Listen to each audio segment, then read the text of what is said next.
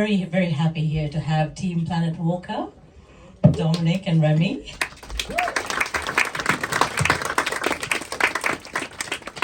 And we have Team Room Taken with the wonderful, well, we have, I've got to say I'm quite overwhelmed. Jim Sheridan himself is here with us today to help prep the film. And of course we have TJ O'Grady, whom I'm meeting for the first time, and Cole Munn. Thank you so much.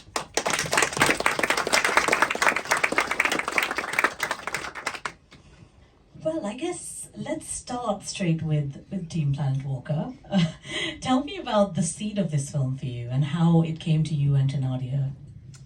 Well, I usually start the story about how we met John, and then Nadia usually reminds me that the story started in about 2006 when I cycled a tandem bicycle on my own from Alaska to Argentina, inviting strangers to get on the back. And that took 2.5 years, but it taught me something about the kindness of strangers. And I think one way or another, after beginning a film as a career as a filmmaker, it turned into looking for stories, certainly with one foot solidly in the outdoors, and the other one in something that's profoundly human. And that is sort of the basis on which we looked for John's story. And closer to the sort of immediate past where we found his story, after the death of George Floyd and during the height of the BLM movement, there were a lot of quite sort of superficial blog posts and press articles about, for instance, 10 people of color in the outdoors that you need to know about. And John was in one of these very short posts, and we couldn't believe we didn't know about him, and we got to know about him. The animation in this movie, I think it's more like a cherry on top, I disagree. Okay. Thanks, Dom. No, for me it was when I make animation for films like this, it's important to me to take the story that's already there. So in this case, that's John's story, and try to add something extra to the story that hasn't been told. And I think like a good example of that is the scene where he's talking about the fireflies, and that was really, for me, and I think for Dom and the whole team as well, like a pivotal scene where we like started with John's story, but we ended up not where reality was, but where John felt he was at that moment. And so that was, I think, through all the animation I did or do in general, that's like the seed of it, to imagine something that's a feeling, or to imagine like how someone, what the state of someone is in a moment. So yeah. It was over to TJ. TJ, I guess this film is so heartwarming. Was there a lot of research that you did into especially lives of immigrants and how they are lonely when they come to make a new life? Tell us about that. We, even though the film is like somewhat of a fairy tale, we tried our best to do a lot of research and make it authentic. Excuse me. So for instance, initially we tried to cast like someone from the blind community to play Victoria, but we struggled. So we ended up bringing on board a visual impairment consultant, someone who was blind, a lady called Dolores Cullen, who was such a character. You know, we were spending many days and, you know, a bit of time in her living room, just learning more about, you know, what it's like to be blind, and just to inform the character. And we introduced her to Breed as well, who plays Victoria, and that really helped to transform her performance. But then we also spoke to professionals who work with asylum seekers. I had volunteered in a charity before, the Simon community, that worked with the homeless. And then even for, say, the background talent in the homeless shelter scene, even though it's only just one shot, having worked, you know, in that space before or volunteered, it needed to feel very real. So I actually worked with an organisation called RAID to find people who had experienced things like this before, who had slept rough, and they have people in their organisation who are recovering through art and drama and who want to get into the arts. So we brought them on board to be the background, and yeah, the whole process was very much driven by trying to be authentic, but allowing ourselves to create something that was more magical, maybe a bit of a fairy tale, that was heightened.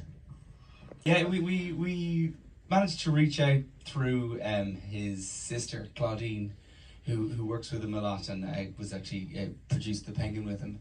And it was just a lot of, it's quite a boring tale with a very cool ending, but it's just a lot of emailing with her and just sort of trying to find the time and the right moment to send the film, and then sort of again trying to find the right time to ask him would he like to come on board the film. And when we got that email, that was just yes, such a simple word, but it was kind of, I called TJ and Michael that instant, and we've got a little screenshot of all of us on Zoom together, just all screaming. So it's just, it's kind of amazing, and we got to chat with him on Zoom, and he just engaged with the film on so many levels, and is so extraordinarily more eloquent than we are about it, and like we're stealing his sound bites. Yeah, so this is all him. I mean, I was thinking a lot of a French filmmaker who made The Prisoner. Did you ever see that movie? It's all sounds off, and it's an escape movie, and I was amazed how much sound was off, and how important that was. And I actually think it's more elemental than being about either a homeless person or an immigrant or a blind person. There's something kind of that's hard to understand what it is, It takes a while to try and figure, but I think the limitations in film always help, If you have somebody who's disabled or, it just gives it a power. I think I did a movie about a fella who couldn't speak, and you're doing one about a person who can't see. Yeah, definitely. Amazing is, as I'm sure you guys know, it's really nice to have people tell stories for the first time. It's very difficult for people to regurgitate stories the second and third time in a heartfelt way. It's a talent. John has told these stories many times on stage, at TED Talks, in his book. He wrote a book by the same name, Planet Walker. And when he sat in the interview with us, somehow he has this energy like he's recalling it for the first time, and that was not because of my directing prowess. Nadia is a lawyer by training, and I'm a scientist by training. So actually she has a lot of order in production. She's very good at all the sort of producing roles, and when there are only two people, you both do a little bit of producing and directing, and I fall more on the artistic side. But as Remy will contest, or not contest, as he will echo, we got on Zoom and Nadia often disagreed with me and actually added a lot to the conversation when it came to particularly animation, which neither of us had very much experience adding into any of our films. So we really took a pretty even-handed, sort of equal role in the end, I think. Looking at the credits, I'm guessing you've possibly funded it in rather different ways. I may be wrong. I know it's always a complicated story, but in simple terms, how are the two movies funded? Do you want to start? I'll take this one first. Okay, go. So, Room Taken, TJ came to me with the script with Michael with the idea that we were going to go to Screen Ireland for their sort of the premier short film fund, Focus Shorts, which they run around every single year, and we get a budget of €60,000 to make a short film. With that, but you also get a lot of support from members of Screen Ireland. So that's that we funded through the scheme, and with the guidance of Screen Ireland too. Was there not a degree of crowdfunding as well? No. No, okay. I think that's an excellent question. Obviously, America is really well known for state and government funds just coming out of every orifice for the arts. So actually, I have spent 15 years doing outdoor commercial and branded work, and so we built up quite a sort of Rolodex of brands that are very happy to use sort of philanthropic funds to fund stories that fall in line with their ethics one way or another. So this was primarily funded by two private individuals and three brands: Lush, the cosmetics brand, Peak Design, who made camera accessories, one other who I forget, and Nell Newman, Paul Newman's daughter, was another generous donor. So it was primarily that, some crowdfunding, but it was by hook or by crook, which we've become pretty used to. Do we have time for more? Thank you for two wonderful films.